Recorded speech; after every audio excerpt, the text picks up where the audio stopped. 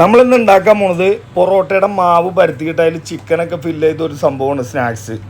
എന്ന് പറഞ്ഞാൽ പൊറോട്ടയുടെ മാവ് ഇതുപോലെ വീശാം. ഇനി നിങ്ങൾക്ക് വീശാൻ പറ്റിയില്ലെങ്കിൽ നിങ്ങൾ കോല് വെച്ച് പരത്തിയാലും മതി. നമ്മൾ പണ്ട് പൊറോട്ടയൊക്കെ അടിച്ചേക്കണ കാരണം നമുക്കത് ഉണ്ടാക്കാൻ പറ്റുന്നത്.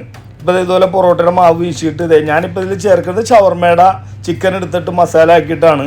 നിങ്ങളത് ചിക്കൻ വേവിച്ചിട്ട് ഒരു മസാല റെഡി ആക്കിയിട്ട് അതിൽ ഫില്ല് ചെയ്താൽ മതി. ഇതുപോലെ പരത്തി എടുക്കുക, എന്നിട്ട് കല്ലുമ്മ വെച്ച് വേവിക്കുക. പിള്ളേർക്കൊക്കെ ഇഷ്ടപ്പെടുന്ന സംഭവമാണ്.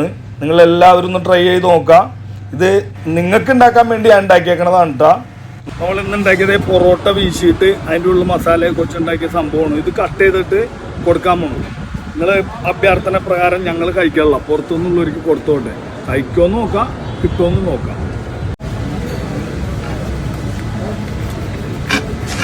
ഇത് മുറിക്കാണ് നമ്മൾ ഇതുപോലെ ഇങ്ങനെ ചെറിയ പീസായിട്ട് നിങ്ങൾ കട്ട് ചെയ്യുക.